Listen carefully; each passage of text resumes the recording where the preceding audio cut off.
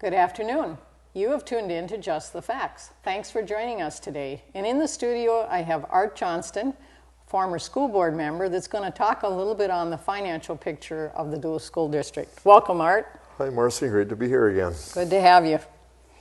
Earlier, we were discussing a little bit about, we've got a new CEO at the school district, and articles written by Lauren Martell have talked about refinancing. And so why don't we start out talking a bit about the refinancing. As I remember from when I was monitoring the district, how you had suggested, you and Harry both had suggested how if they would combine the bonds, that they could lower the interest rate. And do you know right now if they've taken that suggestion or if they're doing something different to try and lower the amount of money that's being paid out for the interest on those bonds? Well, I'm not on the board anymore, so I don't know the details, but they were talking about refinancing, but that was a very minor thing. They're going to they still have about eight or 10 loan obligations now. A lot of those are called COPs, some of them are called bonds. There's a big difference between the two we can get into. But they looked at one of them, I don't know which one they were looking at, and they decided the market was not good enough to refinance. So other than that, that's all I know that I read, so they're not doing any refinancing. Just kind of remind you of where the school was at. The big debt that they have incurred was due to the long-range facility plan, the RED plan, and that the total debt was about $380 million. That was 10 years ago when those were taken out. Almost 10 years ago now. Time flies when we're having fun. And now it's down to maybe about $230 million that we still owe. We still owe a lot. So we're still not down to half of what it used to be. So anyway, we still owe this about $230 million. We've got about 10 debt obligations to do that on. So we're paying very high rates of interest on that, and there's lots of reasons why we're paying high interest rates. One, we have a very low bond rating. Moody's put out, every year they have a bond rating, and Duluth literally has, as far as I can tell, the lowest bond rating of any school in the state of Minnesota. That's very unusual. We're literally we are at the junk bond status. Oh, okay. And that's unusual. Most governments have quite good bond ratings. Our school does not, which is very atypical for schools. And of course that throws up red flags. Some of the reasons that the Moody's has such a low bond rating is one, they're paying for some of these debts out of the general fund. And that means that the school could actually literally stop doing that if they wanted to, and that makes it potentially more risky. Two, we have a declining enrollment. The school has been declining, and I don't have the latest, but this year was about the first year where we haven't had a significant decline. We're down to about 8,000 students, maybe 8,200 students, somewhere in there. And we started out 10 years ago, and they started the long-range facility plan at over 10,000 students. So we've lost about 20% of our students, and people look at that. That's not good. How do we get money? We get money by having students, and when you lose 20% of your students, that's a big hit. I mean, it amounts to literally about $30 million a year we're losing on loss of students. Now, if I can interject something here. Approximate amount of money per student times 2,000 is how much money have we lost because they've gone to other districts, they've gone to private schools, they've gone to online services, and they've gone to outlying school districts. So how much money have we lost approximately if it's down, say, 2,000? About how much? Okay, we're down 2,000 students. We get from the states about 11,000. We also get extra money from the feds, and also we get some local revenue. The total amount that students bring in is about 15,000. So you take 15,000 times 2,000, that's about 30 million a year that we're decreasing in revenue. So you have people like Moody's looking at that and they say, whoa, my gosh, you've lost a lot of revenue. And when you have a totally decreasing student population, that means your revenue is always getting lower and lower, so you're always kind of behind the 8 ball when it comes to financing. And unfortunately, this has not changed. It has been a steady decline, except for this year. This is the first year they've stabilized. They haven't went up, they've just stabilized. So yeah, that's a big chunk of money. And the other reason that that our debt's real low is that we don't have any savings anymore. They call it the general fund, the reserve fund, whatever you want to call it. And we used to have 10 years ago. We actually had about $25 million in that. Now we're down to virtually zero.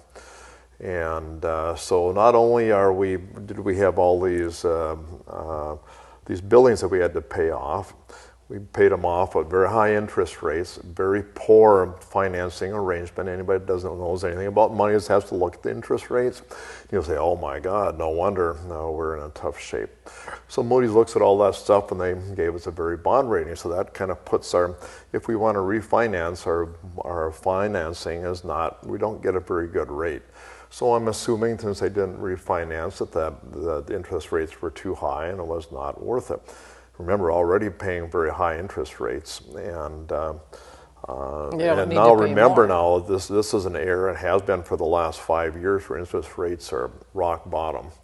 They're the lowest they've been in literally decades. And if you can't refinance something and get a better interest rate, our effective interest rate is about 4, almost 5%. If you look at the total amount that we're paying back and how you do it, it's real easy to figure that out if you know anything about interest rates, which I do. And that's a pretty high rate. You can see a lot of loans now. There were loans coming in about 2% for schools, particularly that had good bonding. So we're into this really downward spiral, and we're not getting out of it. And so nothing has changed, except they keep whining about it and don't never say what the problem is, which is how they refinance things. And remember, they got into this. Okay, remember they're taking a lot of the money comes out of the general fund. About $40 million so far has came out of the general fund. The general fund, by that I mean the classrooms. And also, Moody's looked at this. We are the only school in the state that is paying for debts out of general fund money that they get from the state. Personally, I think it's potentially illegal, but the state of Minnesota doesn't enforce these kind of things. They don't care. The teachers should care. When I've talked to people like in the Minnesota Department of Education or even the Minnesota School Board Association, they say, where are your teachers? Because remember, the funds go to the classroom. About 80% of that goes to teacher salaries. And so the teachers, if they're spending $40 million out of the classrooms, you would think that the teachers, since they're a very strong union, the union basically runs the school here, you'd think they would have complained. But they didn't. And to me, it shows that they're obviously not in tune with things. They're not being rational about anything, and as long as of course now they're asking for another referendum extending it, and of course the teachers, of course they're in favor of it because that's how they get in. We could talk about pay raises. They get 2% pay raise a year ever since I've been here. Last year was 1%, okay, but then it goes up to 2% again. And that amounts to a lot of money. That amounts to about $5 million a year in pay raises. Or salary increases, which of course has to come from somewhere, and so they hide behind all this bonding, and the referendums is for the kids. No, it's not. It is for the teacher salaries and paying off exorbitant interest rates because of poor financial management. Well, I'm just going to say something here. Okay, so if we lost about 2,000 students, the lies that were told for the red plan is you build them and they'll come.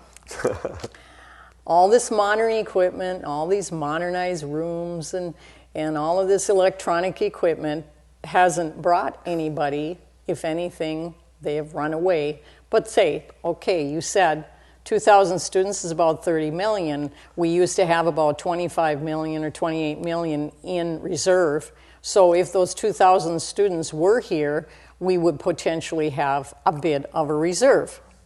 I don't think that modern math is taught in schools or colleges today, or maybe the teachers would understand that it's a simple mathematical equation. The students bring in the money, but no matter how well they teach,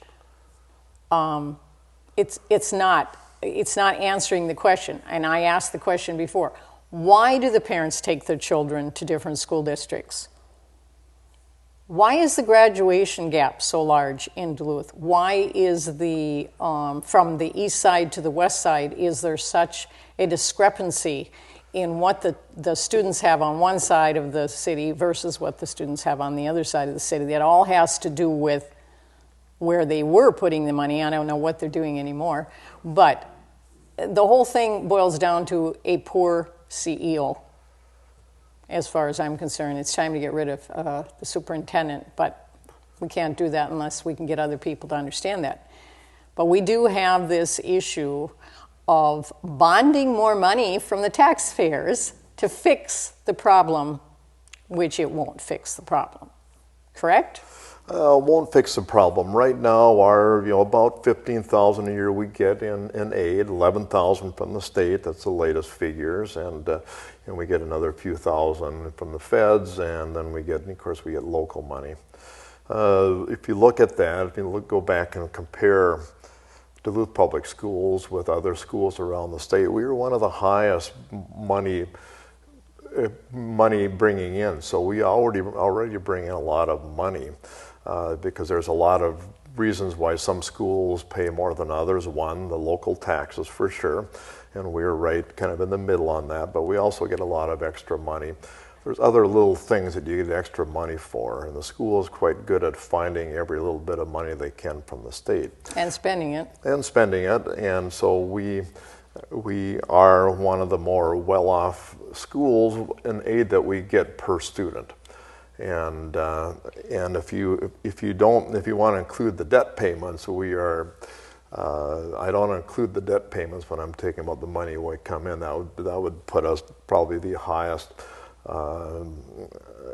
revenue school in the state. If you look at the debt payments that we bring in and then have to pay out again, I'm not including those. So yeah, the Duluth schools. Even though we've lost a lot of students, of course we're basically talking about per student money, the amount we bring in per student is high. And we should not, even having lost all the students that we have, we should not be having financial problems if we, as you say, if we had a superintendent who was paying attention to something, if we had a board who did something other than just rubber stamp everything. And of course, the board now, without me and Harry on it, the board does nothing but rubber stamp things. And you can see the board is now, they will unanimously support the referendum. I think it went through already by the board. So yeah, there's no question there. All they want to do is bring in more money. They think their whole objective as a board is one, being cheerleaders for the school. That's literally what the school board members say. Sally Trinka has said that. Nora Sandstead has said that. Jill Lopel has said that. They literally think their only role as a board is to be cheerleaders. That means they don't care about the budget. They don't care about the achievement gap that you mentioned between East and West among kids of color and white students. We just had their latest achievement statistics. Statistics, and that came out, and the kids of color did a lot worse now than they even have in the past. And already we're one of the worst schools in the state of Minnesota for the achievement for kids of color. It's really really criminal. That's criminal. It really should be criminal, and why the community of color do not raise holy about this, I really don't know, because if I was a parent of color, the last place I would do is send my kids to the public school, because the record on kids of color is horrible. It is horrible. I think the one of the things I remember is that I think black students right now, their competency rate in mathematics is something like 18%. I mean, it is horrible. And if you look at the schools, they're going to blame the families. Jill Lofel, of course, she literally blamed the families. That this wasn't the school's fault; it was the family's fault. And the NAACP has pushed back on that a little bit, but not very much. And I think that it is based on teachers really should be accountable. And when you have very large achievement gaps, when the proficiency rate for reading and mathematics or any group is really low, that indicates there's problems. And of course the teachers aren't going to say about it. They say, oh, well, we of course we care about the kids of color. We care about the kids in West Duluth. Yeah, but nothing has changed. And I think you have to look at caring isn't good enough. You have to do something. Right. The superintendent has done nothing, even though one of the continuous improvement plans is that they will literally remove the achievement gap. Has gotten worse since that was put in place. And what's anybody doing about it? The school board just sits there, does nothing, and rubber stamps everything the superintendent does, rather than saying, hey, we need a new superintendent. For lots of reasons: the achievement gap, the east-west divide, the budget, everything has to be there. And the school board doesn't talk about it. Well, we won't go into the type of curriculum that they're using today, because you and I differ on that a bit, but that is something that should be looked at, because it wasn't my parents' responsibility to educate me. I was sent to a public school system for the teachers who were prepared, because they'd been to schools and prepared themselves to become teachers, to teach me what I needed to learn. Now, if I was having some difficulty, papers went home, notes went home, and the parents were encouraged to help with the times tables and the adding and subtracting, division problems. But that's not happening today, from what I understand from parents. And so you can't blame the parents when the actual problem lies within the system itself. And the only clear fix on that is, I will say it and again, we need to get rid of the superintendent, who will get rid of the system that's being used, and bring back some of the old methods, which were proven. At one time, Minnesota was one of the highest educated states in the nation. It was known to be tops, and it's dropped down to I don't even know where anymore. But that's another issue for another day. I think what I'd like to do now is, they're going to go to you as voters, and they're going to say, well, you can choose 1, 2, or 3. Vote yes on everything, because we need it all. But that's not what I'm telling the people, is vote no. Vote no.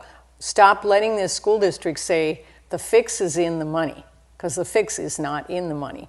Would you explain to our viewers, Art, this proposal that they have for voting on November 6th? It's going before the voters. Yeah, there's going to be three ballot questions on there. One is basically keeping it the same. Other one is raising it up. And then there's another one that they're saying is going to be for technology, which means they're going to buy a computer for every pot type of thing. And the ironic thing is that even if the voters turn them all down, the school board now, thanks to what's called the Bach Amendment that was passed about 5 years ago, school boards actually have the authority to go through and just raise taxes anyway. So even if everybody turns it down, they will go and raise it. Now, obviously that's a very poor system. Why are they even asking us for it if they can just go and raise it? Nora Sandstead The lawyer on the board, she has already indicated that, well, we will let people vote on this, but if they vote no, well, then we'll go and raise it up in January anyway. So people should be looking at that. They should be listening to what these people are saying on the board. And yeah, they should vote no, because one, we do not have accountability. We do not have, we have poor financial management. We still have the central property, which was considered to be the best property in Duluth. This hasn't had any sales. We had potential sales on it and it didn't happen. We have financial mismanagement, and we have extremely high interest rates due to poor financing. And remember, this all came back to going back to the way they financed the debts. They literally told people in the Duluth News Tribune, people like Chuck Frederick went gaga over that. They said, oh, we're going to get all this $380 million, but yet we're only going to pay for half of it. Okay, how stupid could people be? Now, this was even bought by the Chamber of Commerce. Now, when you go into debt and build buildings, those things don't come for free. And there was enough stupid people in the Chamber of Commerce and in the Duluth News Tribune actually believed that. And that was repeated ad nauseum over and over and over again. And so now here, of course, the chickens are coming back to roost. And here we are. We have all these debts that are not paying themselves off. And you'll hear during the referendum that they say, look, we've saved all this money. Every year they say they're saving money. No, they're not. The budget has never went, or the revenue has never went down. The expenditures have never went down since I've been on the board, even though they say, well, we had to cut $3 million here and $3 million this year and $5 million that year. Well, those weren't real budget cuts. Those were cuts over what they wanted to spend. So whenever you hear budget deficits, don't believe any of it, if it's in the federal government, if it's in the state, if it's by your local government, because when they cut money, no, they don't cut money. They may stay the same, but they never cut their money. None of the expenditures or revenue for the Duluth schools have went down at all. And of course, you can see how much the teachers go up, 2% a year. That amounts to about $2 million a year, somewhere in there. So money keeps going up, even if there was no students there. I estimate we would be paying about $50 million a year with 0 students, with the debt payments, with the utilities, with the schools, and the bare minimum to keep the schools open. So people should just say no. They should say, hey, it's time we move forward from where we're at and move forward with a new superintendent, with a new school system, and the schools should be held accountable, and because the money is not going to the students. Well, going on that, I think a no vote would show to the district that we have no confidence in you anymore. If people don't do anything else, if they say to this school district, no, we have listened to you for the last several years and your promises are failing, our students are failing, and it's time to say no. I know they're going to come back.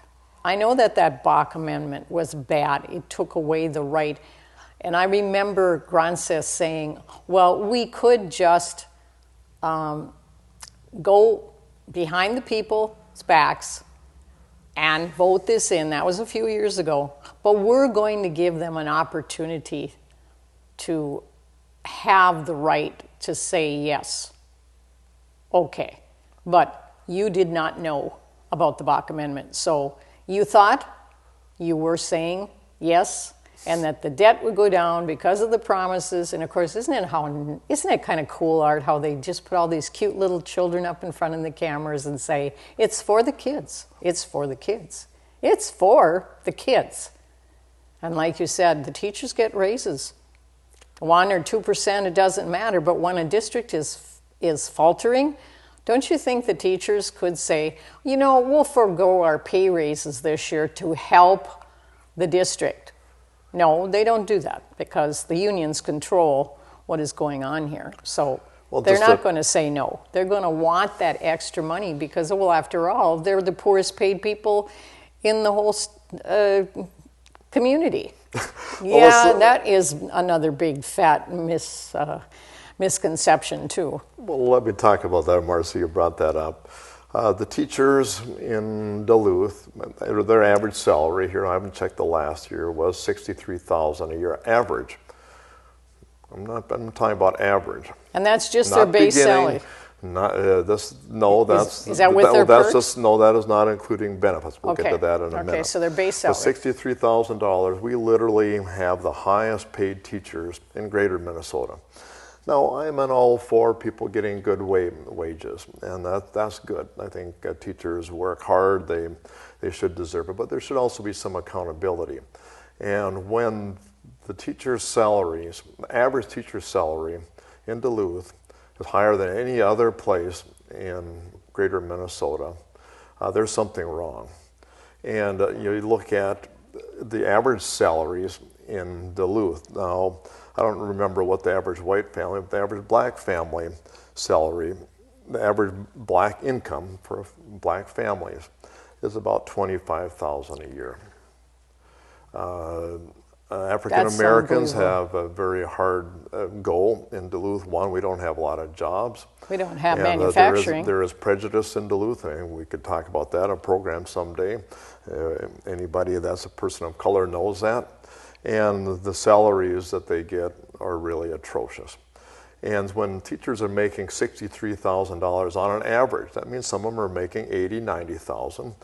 And okay, some of the beginner ones maybe they're only making 40 right out of school. But $63,000 is very high compared to the average African American family. And this is family income of $25,000. Now remember, the teachers typically, if you have two teachers, they're going to be making $125,000 a year, and if you have one teacher and usually the other spouse is working, you know that the average income for the teachers' families is probably pushing about $100,000 a year.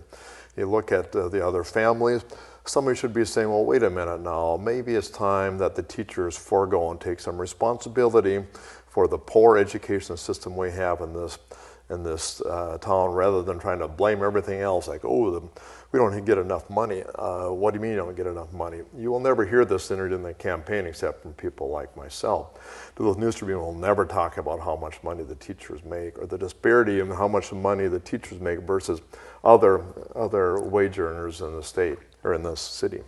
You're never going to hear that, particularly about the people of color.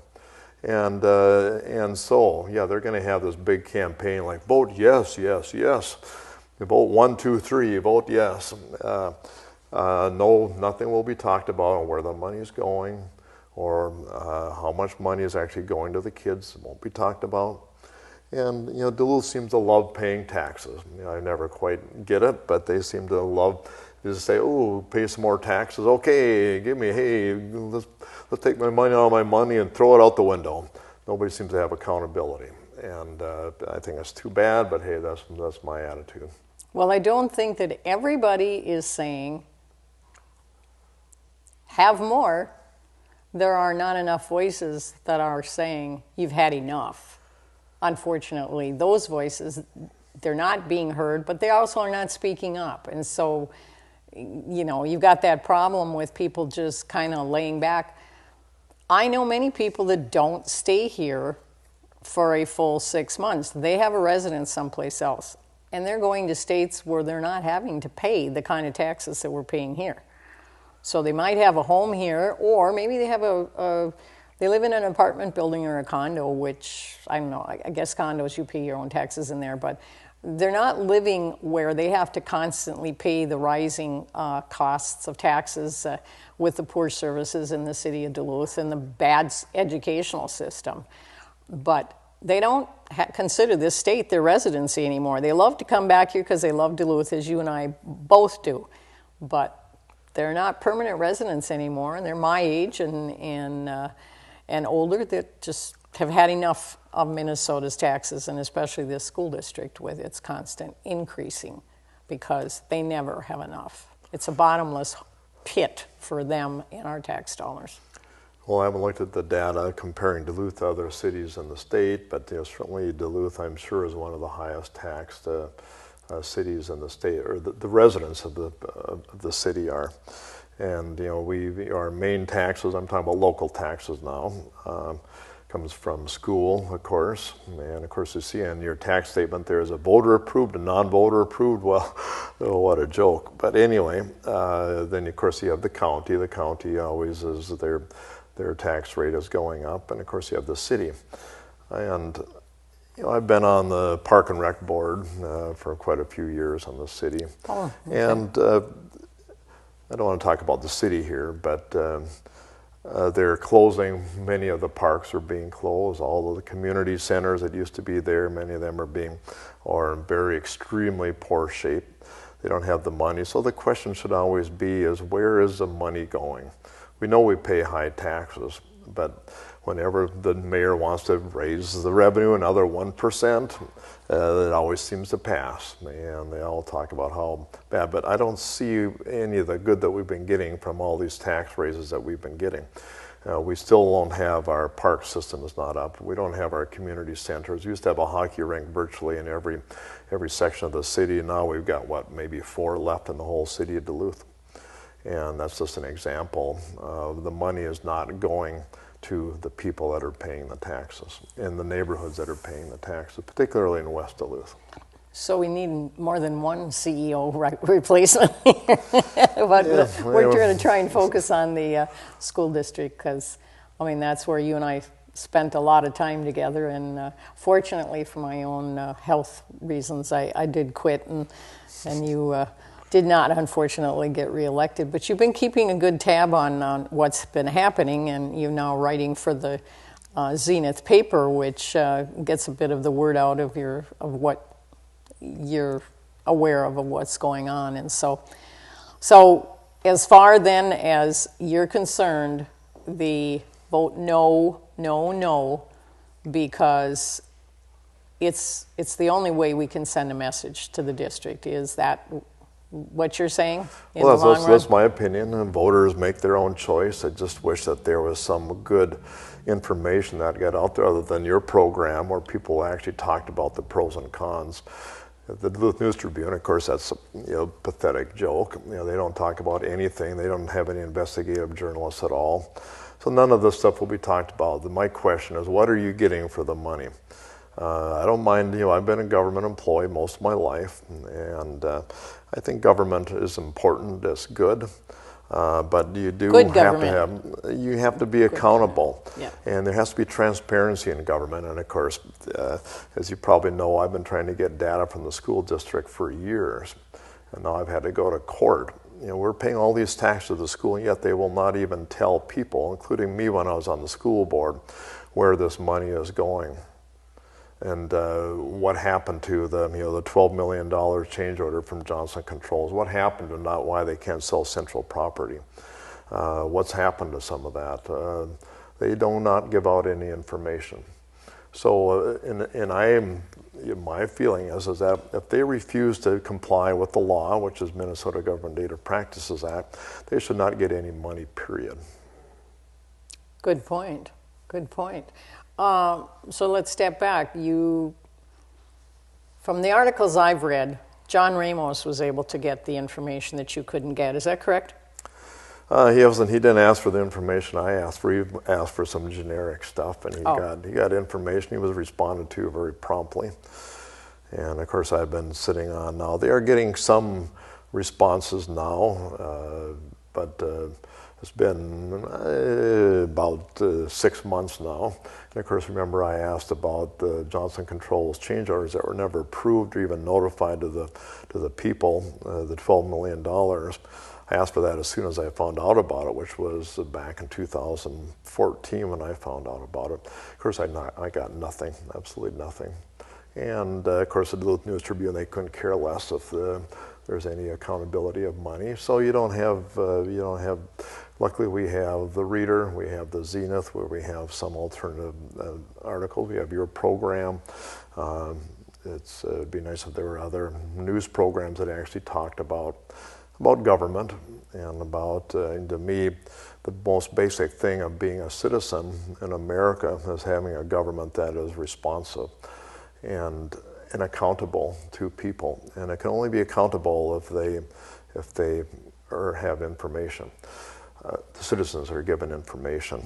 And you look at states like Wisconsin, the governor, Scott Walker over there, he actually put out an executive order, whatever it's called in state legalese, that every agency would answer any government request in 10 days. And we have watchdog groups in Wisconsin that actually monitor that. There's not even a watchdog group in Minnesota that monitors whether or not the Minnesota Government Data Practices Act is even being complied with.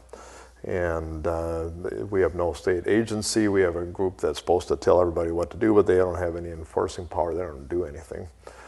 And so it's a bad scene in Minnesota when you have governments that think that they don't even have to respond to people that are paying for them, paying for their wages. Okay. And Minnesota does not, and they don't enforce the law. Minnesota does not enforce the Minnesota Government Data Practices Act. Well, that certainly is very interesting to find that out, and I'll have to think on that one. But let's go back to what you said is, okay, you've hired an attorney to try, because you had a ruling in your favor that your rights have been violated when you were not given the information that you asked for, correct? Yeah, in March 2nd, I put in a Data Practice Act request to the school asking about several things, why information on the sale of central property or lack thereof, the $12 million in change orders that were never approved. Which you'd already asked for in the past. I'd already asked a lot before, but I formalized it again.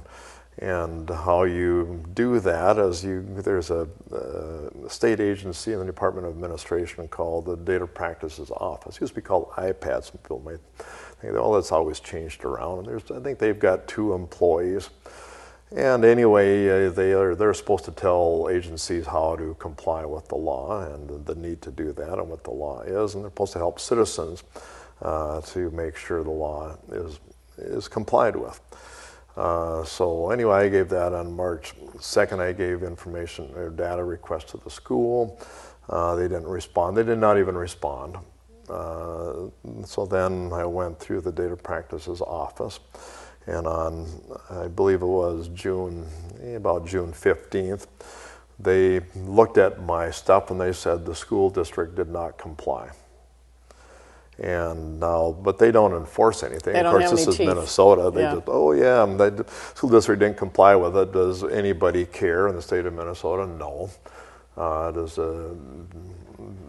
the county attorney care? Does the city attorney care? Obviously not. So the only alternative then that you have, there's actually 2 alternatives. One, you can go before an administrative judge and pay $1,000, and that's not binding. Or else you can hire a private attorney and go through district court. And if the school is willfully violating the law, which they obviously are, of course it has to be decided by a law. This is Duluth, so I doubt if any court in Duluth will say that they're willfully violated the law. But they obviously have been, and if they willfully violate the law, again, I can get attorney fees, which I'm asking for, because I finally filed in district court here about 3 months ago, and finally here, within the last month, I started getting a little dribble of information. But in the meantime, I've had to hire attorneys just to get a government agency, which is the Duluth Public Schools, to comply with the law, which everybody is supposed to do. You should not have to go to court to get somebody to comply with the law. So that's where I'm at, is that we're asking for attorney fees. Also, the law doesn't have much for penalties, but they do have that if anybody willfully violates the law, any government employee, it can be grounds for removal. Now, that means, obviously the school board is never going to remove Superintendent Grosset because he's their hero, of course. But it would be grounds for removal. And of course, it doesn't seem to bother. Obviously, the superintendent couldn't care because he knows that he has the school board in his back pocket, and they will do everything that he says. Along with the News Tribune and the Chamber of Commerce and the whole business of Right. whatever the dirty politics are going on here. Yes. We can make that statement, I think, pretty So easily. I couldn't go. I could have when I was on the school board. I should have done that to force the issue. Most people thought that as a school board member, I should have access to any and all information that is about the school. Most people think that. Now, that doesn't mean that I can freely distribute that information because there is a data privacy. But as a school board member, we should have access to everything. We did not, of course. All decisions if you're not giving access to it. We used to literally, for a budget, we used to get one paper for the budget, one handout. That was it. We had to approve a budget based on one side of one paper. That was what was done. The last couple of years, they finally gave out more, but now they're going to go back to getting one handout again. You'll see in the future they're just going to get one piece of paper again. So you don't get information, and they should be held accountable.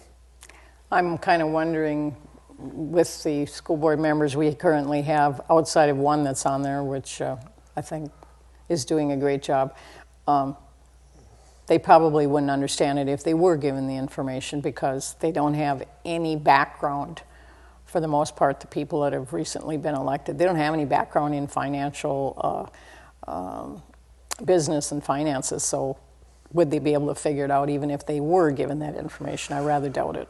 Well, that's a good statement. When you're an elected official, most places, like say you look at the state of Minnesota, or say even the mayor of the city of Duluth, you have staff that helps you things, but anybody that's elected must have access to that information, must have access to staff. Now, the school board is it's a very unusual situation in Minnesota, at least. We have zero access to staff. We cannot get anything from any of the staff unless it goes through the superintendent. It shouldn't be that way, but it is. The Minnesota School Board Association, they literally tell all school board members that you are cheerleaders. It was a good article in the Reader here when they had their big meeting with MSBA, trying to sit around and get along better, whatever they were trying to do. But they were told that the role of a school board member, the Minnesota School Board Association thinks, is to be a cheerleader and not to ask questions, but to support the superintendent. Well, they're supposed to be hiring the superintendent. You're not supposed to be there to blindly support them. And so it is really hard when you have a school board that doesn't do their job. And obviously the ones in Duluth are not, and I think it's being advocated by very higher ups in the Minnesota Department of Education as well as the Minnesota School Board Association. The school board members do nothing. Now, getting back to your question about budgets, budgets are difficult. There's a reason that corporations have corporate financial officers, or CFOs, or if you want to call it that. Government doesn't call it that, but you do want to have some expertise. But that expertise and those people are supposed to be directed by a board. Every corporation in America has a board, and the CEOs you hear quite frequently that CEOs are kicked out by corporate boards. And the school district should be no different. When you don't have somebody producing, they should be gotten rid of. And it's the only accountability that they have. Remember, the superintendent is making about $175,000 a year, plus benefits. We didn't get back to the benefits. The benefits is probably another $30,000 to $40,000 to $50,000 a year. So there should be accountability. Now, getting back to the budget again. Budget is not that difficult if you have anybody who is trying to explain it to lay people. Nobody expects board members to be experts on financing, but they should be expected to have information to be able to make valid decisions that have to do with financing. So ultimately, the school board is responsible for the financing, and when they are not giving information, that makes them very hard to do their job. And so, yeah, just because you're not a CPA doesn't mean that you should not be on a board. You should be given help to be able to understand it. In the Minnesota School Board Association, I can't remember ever having one session where they ever talked about budgets, ever. Usually they have sessions they go around, usually have lawyers that go and talk about how you should do what the superintendent says. That's literally all they do. While we send you down there, we spend that money to send you down there to be cheerleaders. Yeah, exactly. Oh, how wonderful. Yeah, and I'll be doing an article on the Minnesota School Board Association. People should know the whole area is plastered with corporate advertising. For example, Johnston Controls, you have ARI Architectures, lots of engineering firms, construction firms. They literally, if you go on the Minnesota School Board website, these are not pop-up ads. These are ads embedded into their website design that is all covered with the I think it's called the Minnesota Association of School Administrators, which is the superintendents. Covered by, there's an association called Minnesota School Lawyers. I mean, all the corporates, America that is building schools, yeah, the Minnesota School Board Association is there for these corporations, not for the children. Interesting. Well, I lost my thought here on a question I was going to ask you, but I'll just say this. I remember when I was filming, when Bill Hansen was the finance director, he could answer the questions that the board members asked, and for the most part, there were some good questions asked by some of the board members. But I always had this sense that he was answering only on behalf of the superintendent, that he was being directed to do what or say what the superintendent would allow him to do, because oftentimes it was, well, we'll have to get back to you on that. We don't have that answer right now, but we'll have to get back to you on that. Recently, Doug Hassler was accused, like some other people have been accused, no valid evidence on any of it, of this, that, or something else. When Doug Hassler was in the position that Bill Hansen retired from, did you feel that he was willing to give you some of the information that you needed?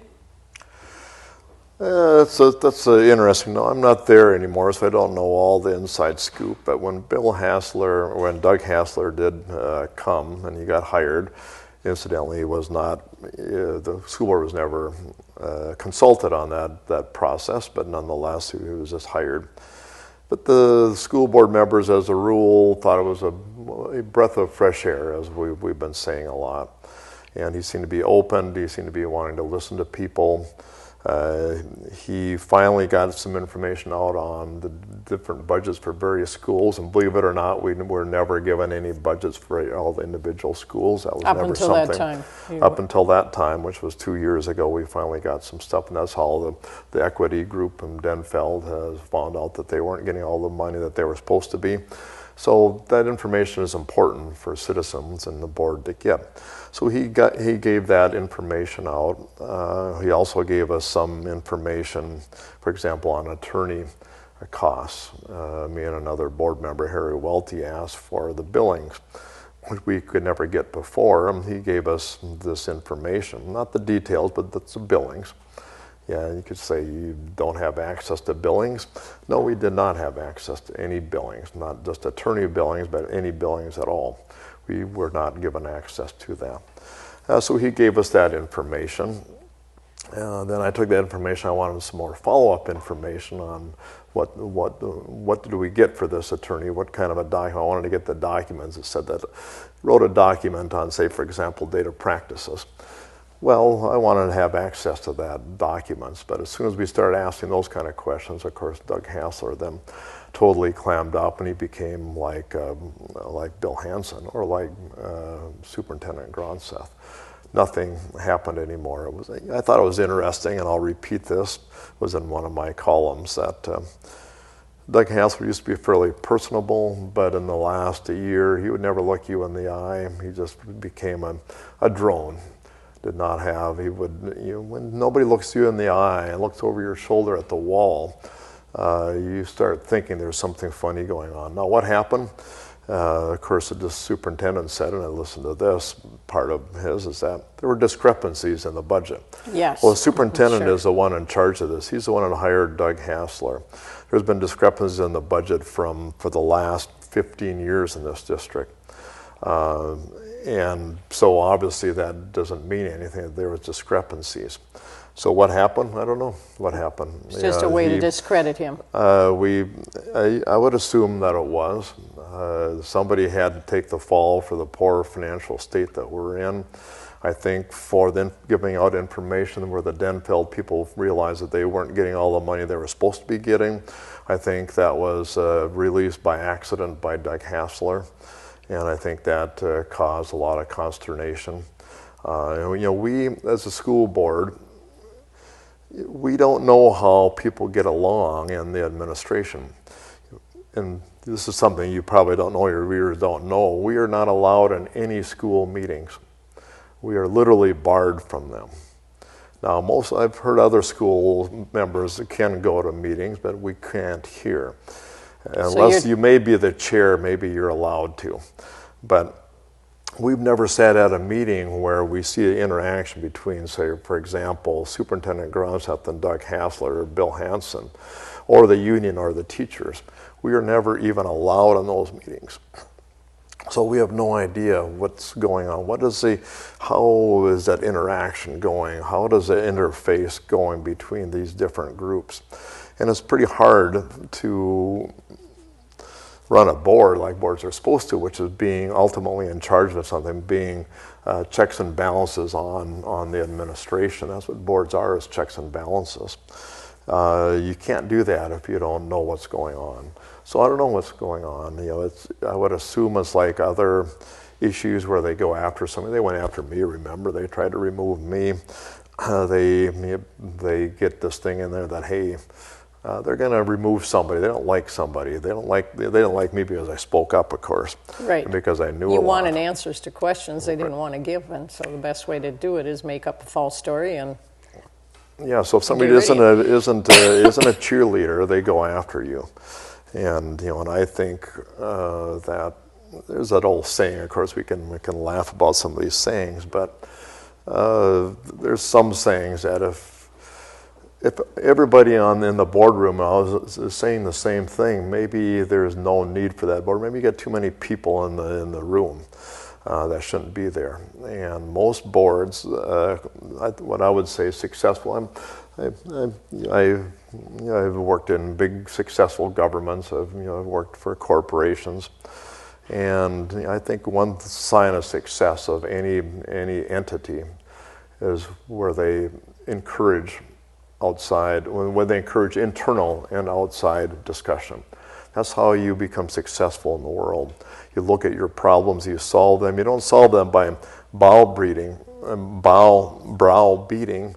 somebody who is maybe questioning something. You say, we have a problem here. Is there some better way that we can solve it? There's always a better way to skin a cat. And when it comes to businesses in America, America is successful because we've always had individual enterprise. People aren't afraid to speak up. And now governments are getting, certainly the school district is just the antithesis of that. Anybody speaks up, they go after him. So is Doug Hassler another one of those victims? I suspect he is, but I really don't know. There's nobody who said anything. Well, which makes you suspect itself. Well, it certainly makes me suspect, and I'll go back to when they interviewed the 6 candidates for the superintendent of schools, and I remember the one fellow, I believe he was from either Brainerd or Bemidji, something like that. Yeah, Bemidji. Bemidji. Okay, he got in front of all of those school board members, and he sat down, he introduced himself and why he wanted the position, and he says, and I'm going to tell you right out that I am not your boss. You are my boss. I answer to you. And I went, now that sounds like somebody we would want, but it turned out that he probably was given more money to stay where he was, and so then he declined to be one of the last final choices, which was too bad and too sad for our 709 school district. We had some good candidates on that, and you remember that we hired African American, Ivy Foster, then fired him, and 5 months later, and never found out why. But excuses and I believe lies were, that's my opinion, and I have a right to my opinion. I believe that the lies and all of the underpinnings that were going on, he had a way out, he took it and left, and unfortunately we do not have his wisdom and his expertise right here now straightening out this mess, and I believe he was a good man. But what we do have, we have the person that did not get hired, which is Bill Gronseth. Remember, Bill Gronseth did not get hired for the job of superintendent. No. But then as soon as they fired Ivy Foster, he got picked without even a selection panel. Right. There was no decision making by anybody in the school. None of the teachers were involved. Nobody was. But he is now in, and we can see what happened. There's a reason you usually have candidate pools to pick from, and Bill Gronseth was not the first choice. In fact, he was one of the last choices, and here he is. He became superintendent thanks to his buddies on the school board.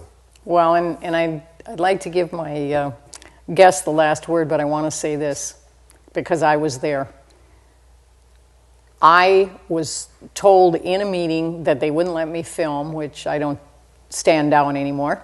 They have to have certain qualifications for the school select committee to even choose them. He did not fit any of that criteria, and yet he got the job, and this is what we're stuck with, and this is why I say it's time to remove Gronseth from the position, and fortunately, he's never been hired by another school district, so I can go in there and mess up theirs too. So, well, who would hire him? Nobody would hire him with the record we have in Duluth. So far. So, so because of that, you have to vote no, no, no. Exactly. Voting yes, yes, yes is not for 1, 2, 3 is not for the children. It is for the administration, for incompetence, and for overpaid, unaccountable teachers. Thank you very much, Art, for coming in today. Appreciate it. Thank you. Have a great day now.